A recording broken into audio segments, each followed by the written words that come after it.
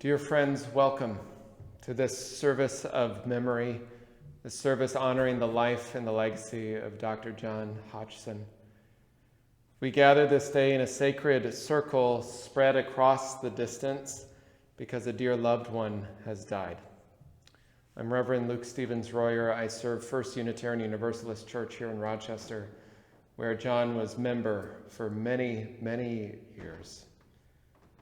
More importantly, we gather this day because this dear loved one has not just died, but lived. John lived a full life, filled with love and laughter, filled with sorrow and with grief, a full human life with its challenges, its abundance of blessings. John was a member of this church since childhood, predating the building we now have been in for decades, attentive to the flourishing of both this church as well as the community around him, always finding ways to care for the greater good through whatever his work called him to do. I remember meeting him now just a few years back when I began serving here, listening to his story and he to mine, knowing that and experiencing in that conversation, John was not only a skilled mind, but a kind heart, caring about those around him, a heart that went beyond his own life or well-being toward a greater, larger, common good. Just a few months back during these pandemic days where we've been recording church and still are, John, along with Harriet, came in to record a reflection about their work and their reflections in accessibility in Rochester and beyond, the very pragmatic ways of being able to get around for folks with disabilities. And that exemplified John's character. No matter what experience he found himself in or learned about others, he attended to that experience and reflected about how to make this life, this world, this community better, not just for himself, but for everyone. That was who John was and still is in our hearts. And we gather here, distanced as we are, in care and connection across the miles, across the years and generations of memory and story, held together by the threads of memory and story, but mostly held together by love. Love for that life lived. Love that he shared with you, with his family. That his life mattered to each person in this room, that his life touched your life in some way, however small or great. This room scattered across space and time. And today for that life lived, we celebrate and we give thanks in our grief at the loss. And we hold each other's stories, and we hold each other in love, and we let sacred memories hold us. And a love that knows no bounds, hold John. In our tradition in this church, we light a chalice at the beginning of our services. For us, it's a symbol of the warmth of love, a passion for justice, and a beacon of a free and open faith. So I light our chalice today in honor and in loving memory of John.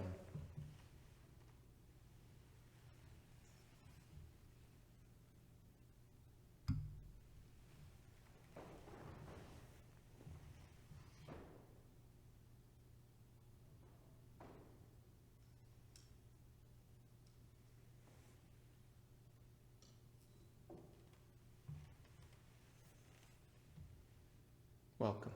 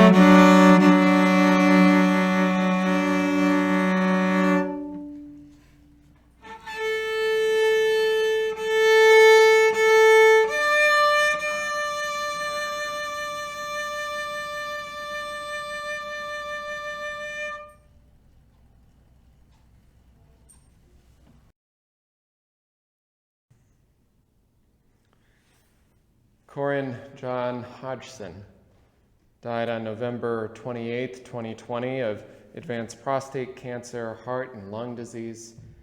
John was the eldest son of Dr. Corin Hodgson and Florence Pittman Hodgson of Fergus Falls, Minnesota.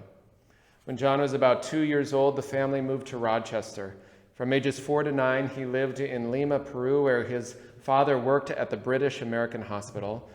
And the family returned to Rochester in the 1940s, and John attended Falwell School, Rochester High School, and Dartmouth College, finally receiving his MD from the University of Minnesota. He interned at St. Mary's Hospital in Duluth and began neurology training at Mayo, Rochester. His training was interrupted, though, when he was drafted into the Air Force during the Berlin crisis.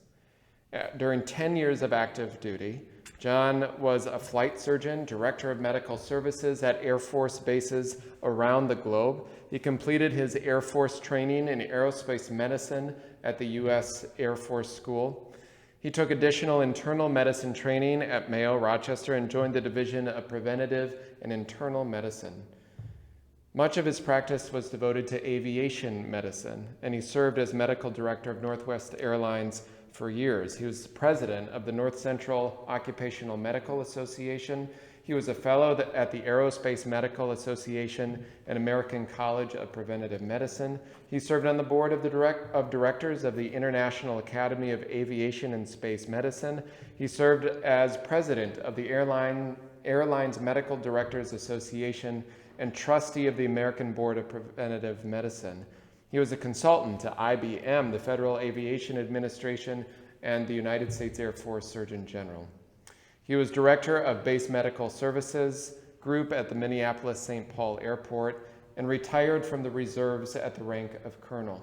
In 1991, he retired from Mayo Clinic to become medical director of 3M.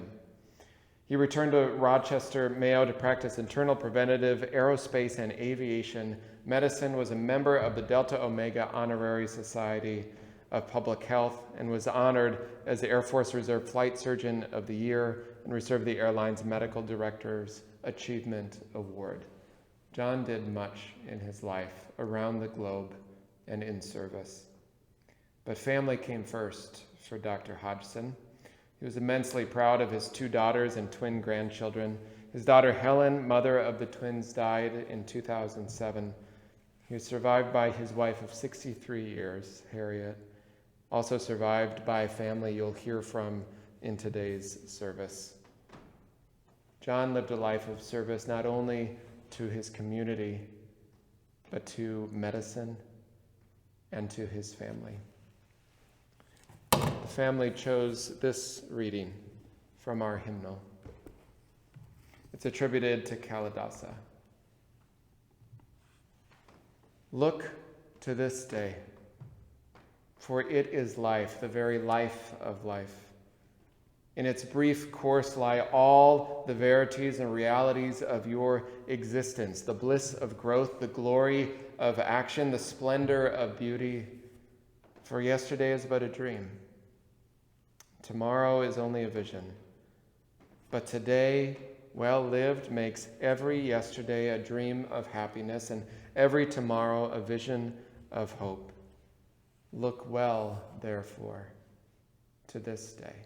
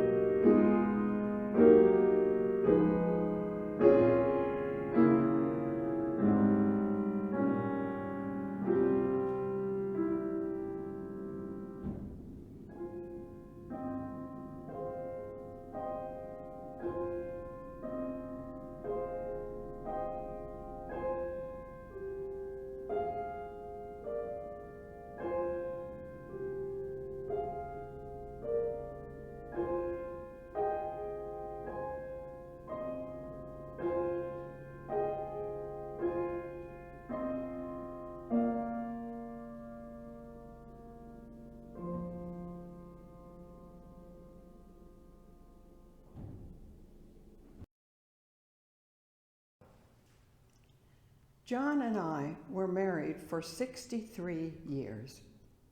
He was a loving, brilliant, kind, and humble husband. And 163 years with John wouldn't have been enough. We met on a blind date when I was 17 and John, the older man, was 18. Soon we realized we were in love. As much as we wanted to get married, we decided to wait until I graduated from college and received my teaching degree. During my first year of college, our engagement year, I was at Wheelock College in Boston, and John was in his first year of medical school at the University of Minnesota. We married in August of 1957. Early on, I realized I married a dreamer, a man who dreamed about space exploration, and a vast universe. This led to his specialty training in aerospace medicine. When John was at NASA Houston, he thought about becoming an astronaut, but changed his mind because he would have been away from family too much. John looked at NASA photos of space online for hours. He often beckoned me and asked me to look at a particular photo. And all the photos were stunning and, to me, unbelievable. Though John was drafted into the Air Force, he loved it and loved flying in different types of aircraft, which is required of all flight surgeons. On one flight, the landing gear mechanism failed, and John, the flight surgeon, had to lower the wheels manually. He said it took all his strength. The highlights of John's career as a physician, flight surgeon, and specialist in aerospace medicine are detailed in his obituary. I didn't have room to tell about the other things he did, including public health for the Boy Scouts and supervising employee health at St. Mary's Hospital for a dozen years. He loved fly fishing and going on hunting trips with family members. For John, a hunting trip wasn't about hunting. It was all about family. John liked to visit far-off places, and we toured the world together. We walked on the Great Wall of China, sailed on a clipper ship, tromped around London and many other cities. John could speak basic Spanish and understood medical Spanish. His accent was so good, the minute he opened his mouth, the listener considered John his amigo. John was a giver, a generous father and husband. He liked to give me poinsettias at Christmas time and buy me orchids. If I wanted something, John would gladly buy it for me. But he knew I understood the difference between want and need. When I think of our life together, I think of 19 moves. We may have moved more times than that, but I lost count. The first thing John did after we moved was to assemble the swing set for the kids. John was a mechanical person, and he could fix almost anything. Cars, refrigerators, wire a house for electricity, and more. I like to work hard, he often said, and passed this trait on to our daughters. John was proud of our daughters and, when they became adults, stayed up to date on their lives and helped when asked. He encouraged our daughters to go to college and graduate school. He also encouraged them to be kind and respectful of others. Never burn your bridges was John's advice, and it's good advice. Our marriage was built on love and mutual respect. When it came to my writing career, John was my biggest fan.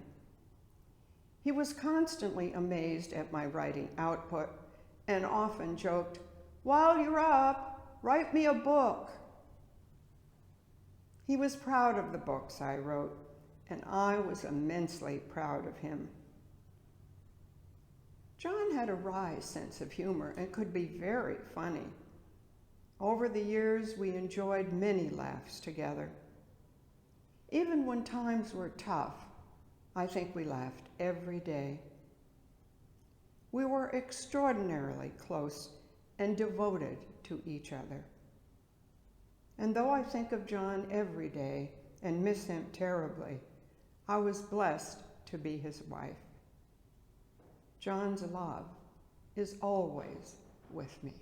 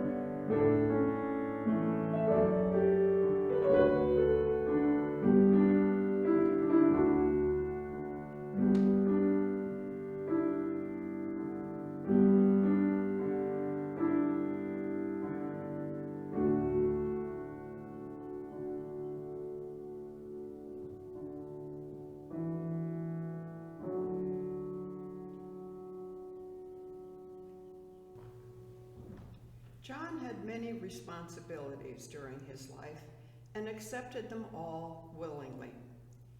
In regular language, we'd say he wore many hats. So I brought some of his hats today. This is his Air Force flight helmet. As a flight surgeon, it was custom made for John, and he treasured it. This is his Air Force colonel's hat, and he was proud to wear it. This is his wartime medic hat from Vietnam, and it meant a great deal to him. But the most important hat is the flat cap. And this is the husband's hat, the family hat, the daddy hat, and for John, the most precious hat of all.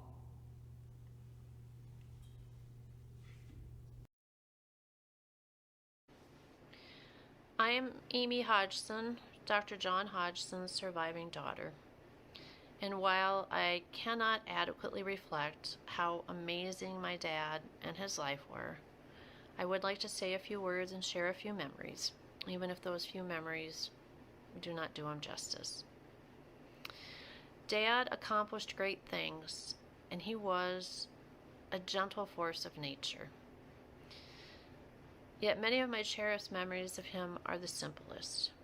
Some are just a look, a gesture, his laugh, or things that he would say all the time, like, "Oh, sweetie, I love you so much," or, "Is there a cookie?" My father was loving, loyal, honest, and kind. He was quietly hilarious with his one-liners and his dadisms. He was very intelligent and had an incredible work ethic. He was respectful and humble. He was honorable and courageous, and at times selfless. He was a true patriot, a hero, and my Superman. Dad was extremely devoted to his family, above everything, above all else. And sometimes I think he was able to accomplish all the things that he did because he knew he was coming home to his family and to his wife. Dad lived a life dedicated to service to others, to his patients, and to his country.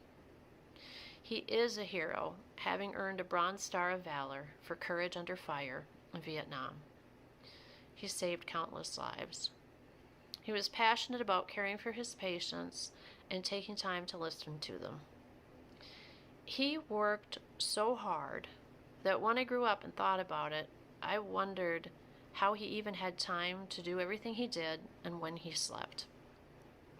Dad's professional accomplishments are tremendous, and while I knew him, I and others were still stunned when we read all the accomplishments listed in his obituary.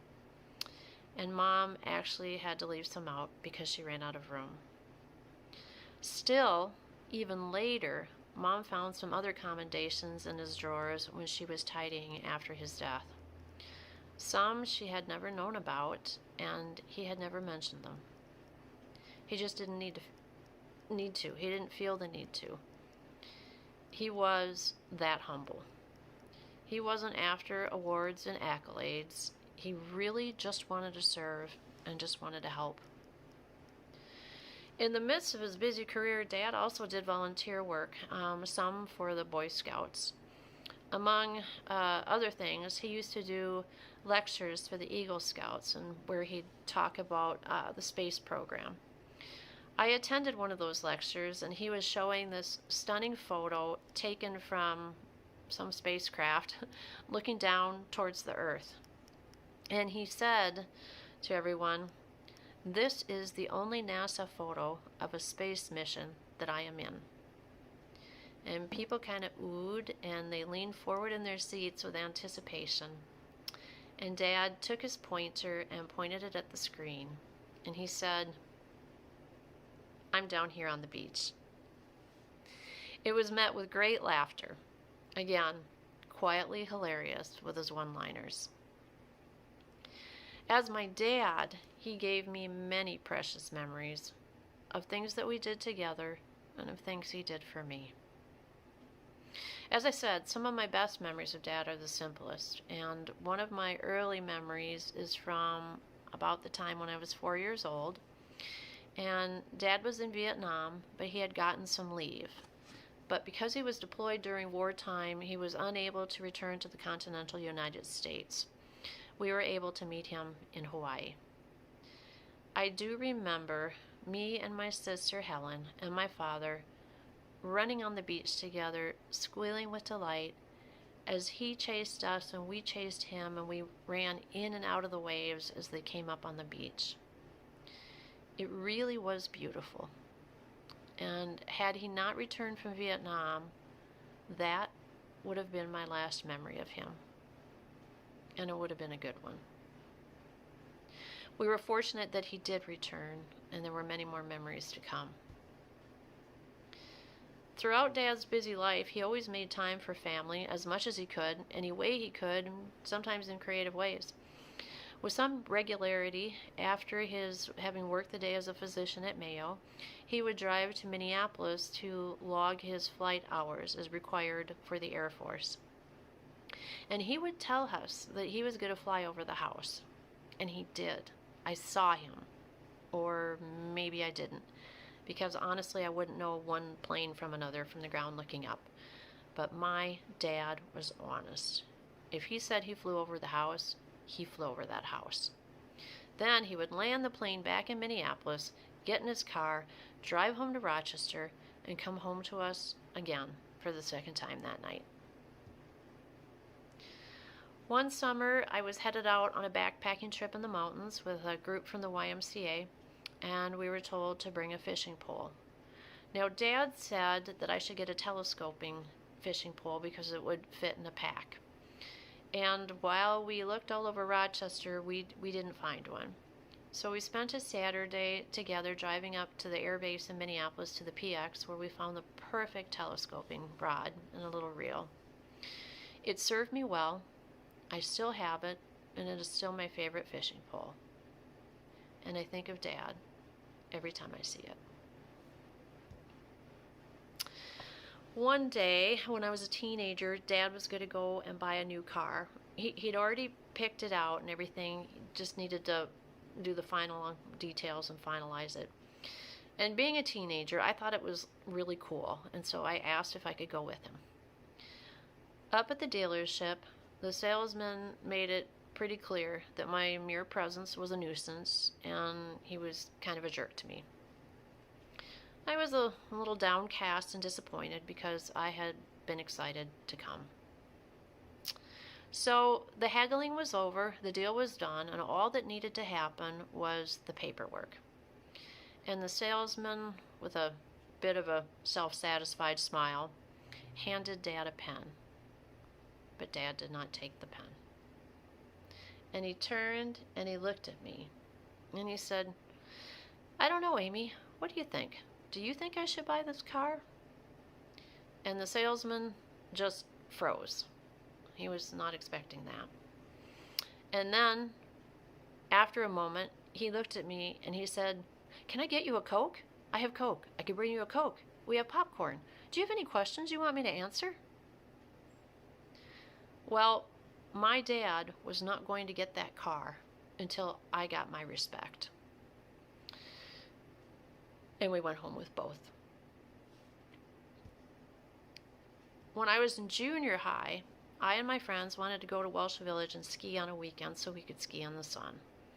And while we were all in a ski club at school, we always skied at night after school. So we each asked our parents if they could take us. And all the other parents said no, that they were too busy. But my dad said yes. And sometimes I wonder if he may have been the busiest of all. But he said yes, and I was just thrilled. This was before the time of laptops and cell phones and other idle entertainment. My dad sat there all day long in the chalet, patiently and selflessly, so that me and my friends could ski in the sun. When in my teens I became a member of the rifle club, it turned out that I was pretty good at shooting targets. And my dad took me out and taught me how to shoot clay pigeons, which was really fun. So when hunting opener came, he took me with him to the family duck pass in Fergus Falls. Now, not long after that, things did change, but at that time, it was still somewhat unusual for a female to be in the hunting group. That whole weekend, the hotel was flooded with fathers and their sons there for the opener. And some saw us and were surprised and actually stopped my dad and said, "Why did you bring your daughter hunting?" And he just said, "She's a good shot. Why not?" Dad was always encouraging us to try new things. And I remember when he got the family a 26-foot sailboat. We took our first big family trip, spending several days driving around the Apostle Islands. Dad taught me about pulling in the sheets and pumping the bilge, and pumping a bilge quickly gets less and less exciting. So I was surprised when he asked me if I wanted to take the helm. I was a kid. I had never steered anything but a bicycle.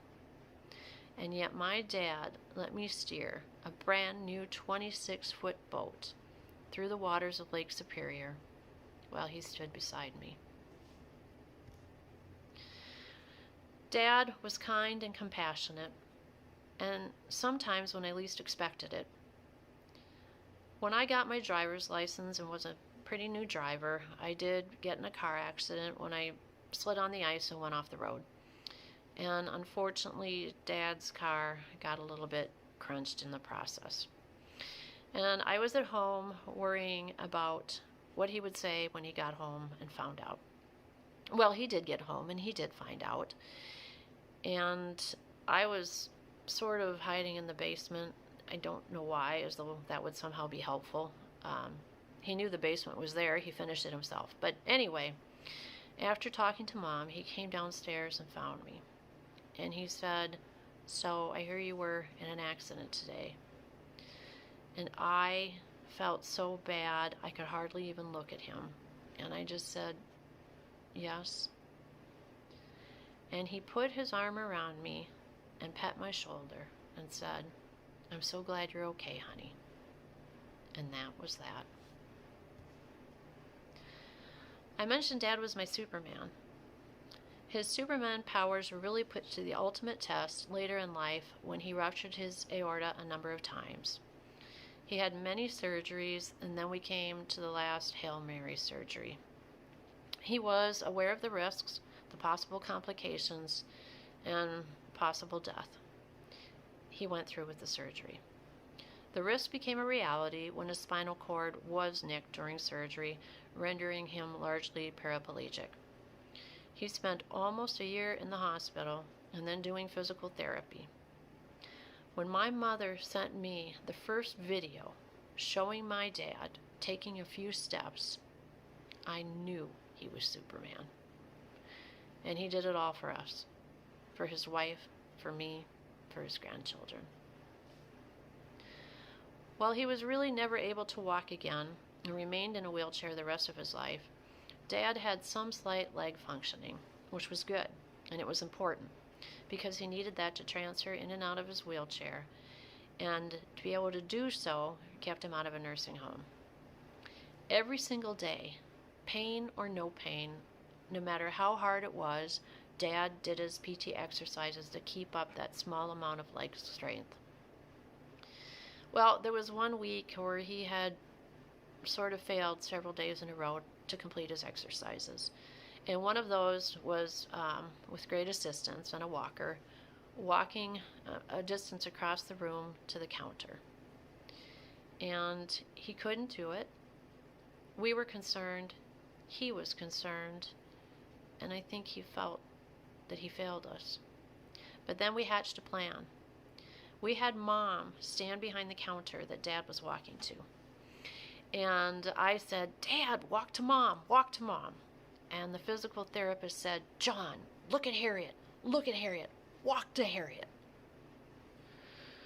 And he did. It was a small distance, but it meant the world, and that it helped him continue to stay at home with Mom, which was all he ever wanted. My parents' marriage was that of legends. It was one for the ages. They met on a blind date and loved each other every day for almost over 63 years. It was the most respectful, loving marriage that I have ever had the privilege of witnessing. And I had the privilege of growing up with that. At one point in his life, Dad had a list of professional goals that he wanted to complete, and I don't remember what they all were. Some of them were kind of lofty. I don't remember all of them, but I do remember that he completed all of them except for one. The one goal that he had for his life that he didn't do was that he wanted to go to the moon. Now, the thing that I find so incredible about that is that it was not beyond the realm of possibility. Given all his education and his degrees and specialties, including a specialty in aerospace medicine, and the time he spent working at NASA, I think that Dad could have gone to the moon. Maybe if circumstances had changed, if life had taken a little bit of a different turn, he could have done it. Dad never made it to the moon, but I think that he could have. A little over a year before Dad died, he and I were sitting in the living room talking while Mom was at the grocery store. And we were having one of our conversations that we hopped on all kinds of different topics and did our little romp around the world in terms of everything we were talking about. I'm really going to miss those conversations. And in the course of that, the topic of accomplishments came up. And while Dad had many, he didn't talk about any of those. He only spoke to one.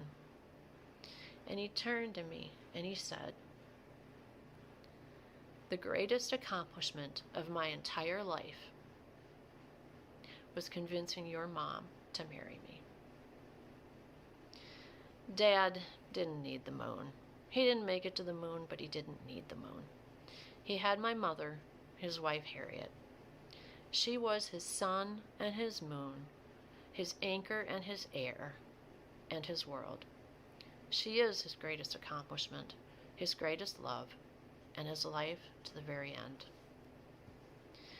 Even with all the medical problems Dad literally battled, Dad did everything in his power, everything in his power, to stay with us as long as he could.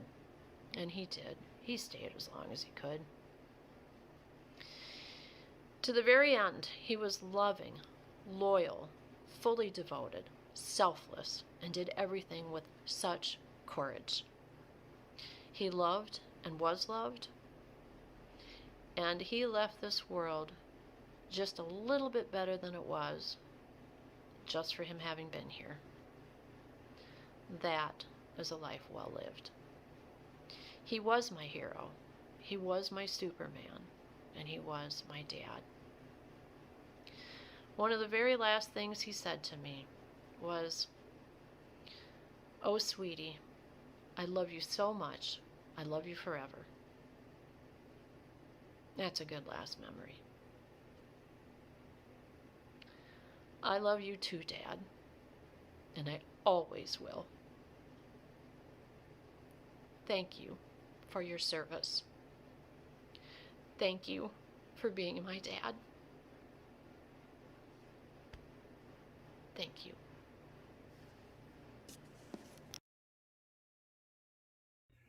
When I was born in 1946, John Hodgson was already 11 years old and had long decided that he was going to be a space doctor. However, he also had a lot of mechanical and engineering type skills. And by the time I was about 2.5 or 3 years old, he decided to make me a wonderful gift. He went out and got a wooden cigar box and painted it red. Inside, he put a bunch of electrical gadgets, including bells and whistles, and lights that would flash on and off, and a bunch of switches that even a little boy could push. Also, batteries and wires galore. He gave me the box, and I spent many hours having a wonderful time playing with all the gadgets that he had created. In those days, Electrical things like that were almost impossible to find in stores, and it provided me with many hours of wonderful fun. I'll never forget that wonderful gift from my brother. Many years after it was no longer of any use, it stayed in my collection because it brought back such wonderful memories.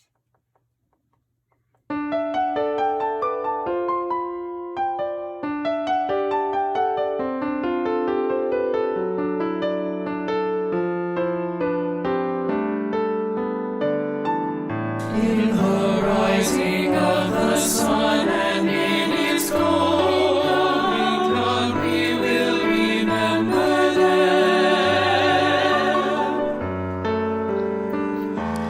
In the blowing of the wind and in the winter chill, we will remember them.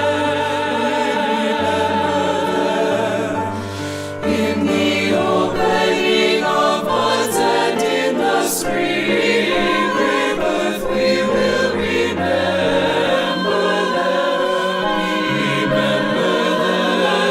We will remember them.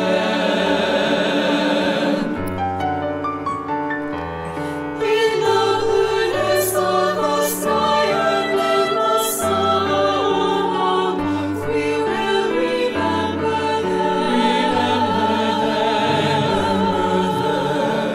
We will remember them.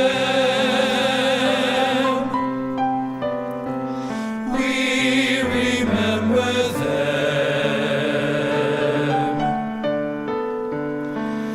In the rustling of the leaves and in autumn beauty,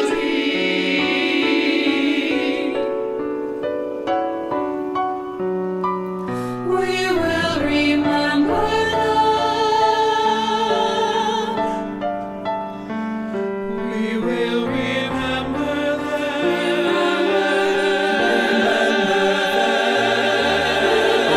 Beginning of the year, and when it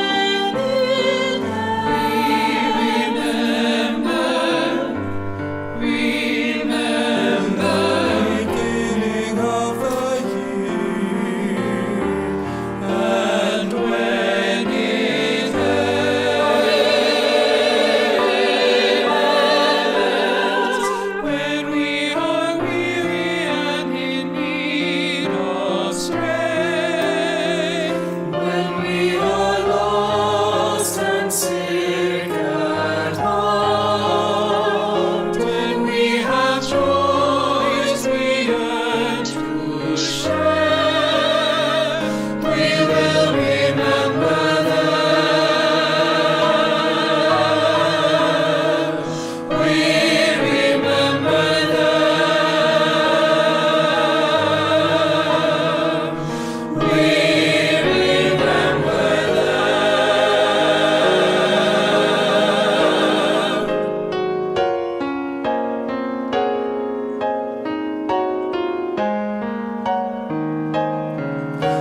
As long as we live, they too shall live, for they are now a part of us, as we remember them. We remember them. We remember them.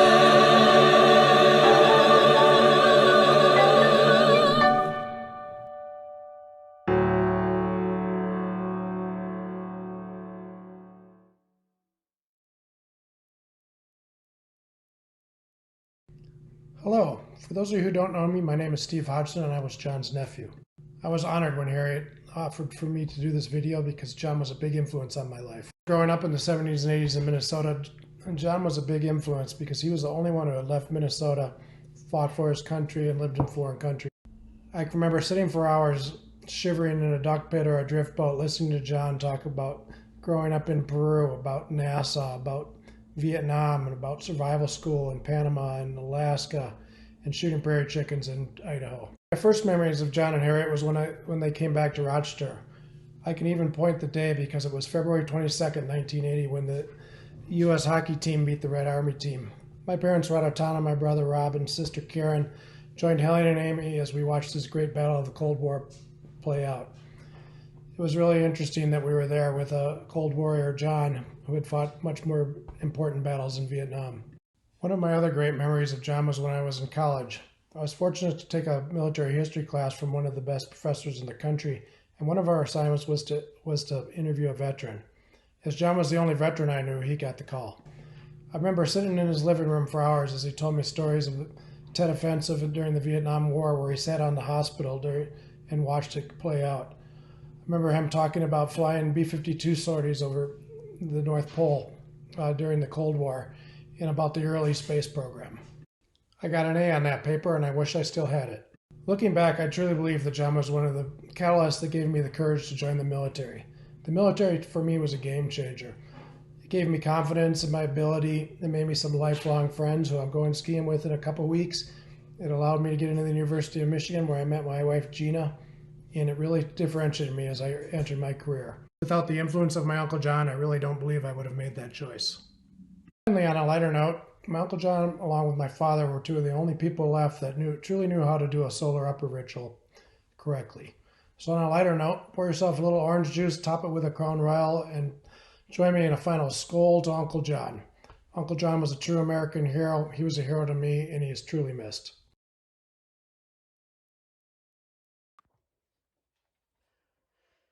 Hi, I'm Haley Early. I am Dr. John Hodgson's granddaughter. And I just wanted to share some memories that I have of him. There is no denying that my grandfather had a wildly successful professional life. Some things I didn't even know before reading the obit, even though I had kind of heard memories alluding to them. He was kind of humble like that. While I didn't get a chance to witness the grandeur of those endeavors, I had the honor of sharing in his personal life.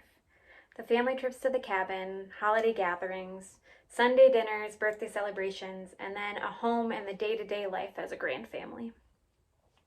When I was asked to share a memory of Grandpa, snippets of our times together flooded through my mind. I replayed his laugh after sharing a joke we'd probably heard before, his arm around Grandma on the sunny Brule dock, him standing over the grill all those summer evenings. Our time on the train in Alaska and the tripleberry pie that we will never forget. Really, any and all sweets, but especially his love of cookies. The bus ride through Denali and his teasing my desperate attempts to see a moose. I did, by the way, finally at the end of the tour in the parking lot. Getting up early to hunker down at the duck pass with our extended family. His love of butter and ketchup. Walking into the basement office to find him listening to car talk radio and playing solitaire. His regular evenings reading on the sofa and watching the news with his bride always nearby. The list could go on, yet these memories have one major thing in common. We were together. Grandpa was always happiest when we could all gather together. I owe him a few million thank yous, but we'll stick with just a few that'll fit into this video. His life is an ongoing reminder. A reminder to always go after your dreams, to keep family your number one priority, to find contentment in the simple comforts of life, to embrace new experiences and take time to travel, to connect with your spouse daily. I mean, can we take a moment to honor those 63 years of marriage? And to always make time to share, and I love you, sweetheart. I'll forever cherish that last phone call and those parting words. Life is lived and love is built more in those daily rhythms. I'm thankful that in welcoming us into their home, my brother and I got to develop a deeper relationship with our grandparents than we could have otherwise. I miss my grandpa dearly, and I'm grateful that I can continue to hold him close in the memories and lessons he shared with us. The last couple of months, in thinking about Grandpa and the way he lived his life, I can't help but look at my boys, his great-grandchildren, and wonder what they will choose to do with their lives. In looking back at Grandpa's incredible life, I find myself also looking forward to the legacy that lives on through the generations. Grandpa's life is a reminder of the impact we have today, in our daily lives, and in how we spend our time with those closest to us. Grandpa's lasting impact can be seen in the many people who stayed in touch after their many, many moves, and to those who reached out to express condolences and share their own memories after his passing. We're grateful to know that we're not alone in missing this incredible man. Thanks.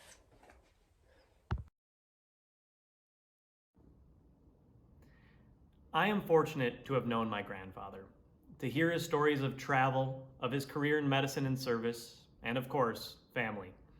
While these often dinner-time stories were some of my favorites, the memories of our travel together are what I hold to most fondly. A cruise in Alaska, trips to Brule, fly fishing at the Bighorn, and visiting the Isle of Man. These were moments where I felt like I got to share in his adventure. Of our time together, my favorite memories are of the Duck Pass, and specifically an inflatable boat. Going duck hunting was one of few experiences where I got to be with my grandfather one-on-one and get to know him as a person. I remember him picking me up for these long car trips, of tuning into Car Talk Radio, hearing Click and Clack troubleshoot some viewer's problems, and then my grandfather explaining to me why it was so funny. I'm young enough to be unable to remember a duck pass without the need for boats. As the pass became more of a peninsula, my grandfather pulled out his inflatable boat. Originally intended as a sailboat tender, later relegated to the attic, he decided to re-enlist it as primary duck transport for him and me. He made sure to tell me about this boat and why he liked it.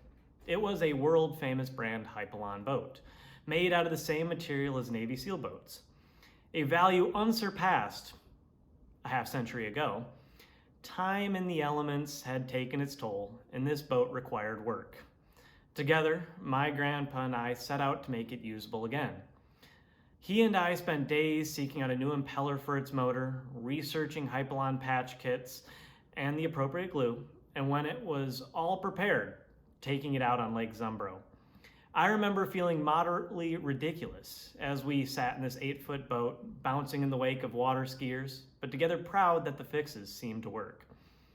I remember early mornings assembling this boat in the Super 8 parking lot, methodically placing the pieces in the specific order required and then strapping it to the roof of his car, of sliding it into the mud and then trolling across the water as everybody else was already set up, of watching it slowly deflate and needing us to take out the foot pump at about 2 p.m.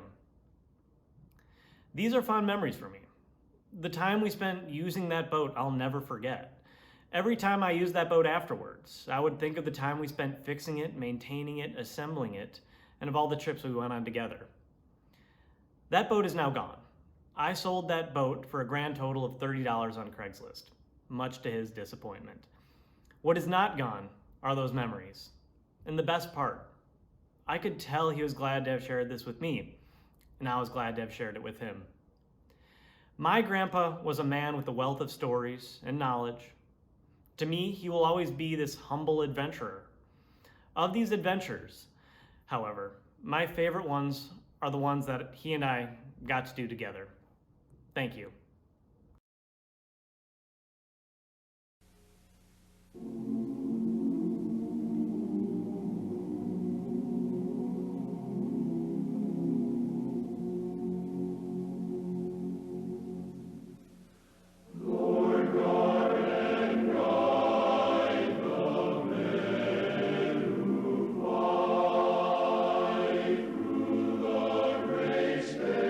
Spaces of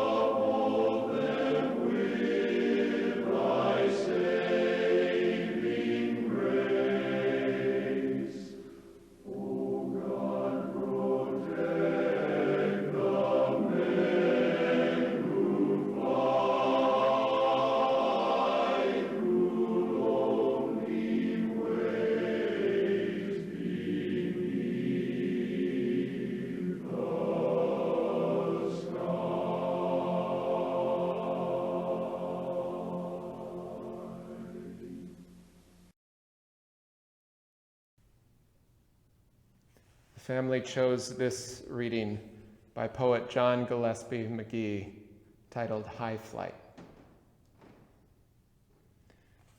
Oh, I have slipped the surly bonds of earth and danced the skies on laughter-silvered wings. Sunward I've climbed and joined the tumbling mirth of sun-split clouds and done 100 things. You have not dreamed of wield and sword and swung high in the sunlight, silence hovering there. I've chased the shouting wind along and flung my eager craft through footless halls of air. Up the long, delirious, burning blue, I've topped the windswept heights with easy grace, where never lark or ever eagle flew. And while with silent lifting mind I've trod the high untrespassed sanctity of space, put out my hand and touched the face of God.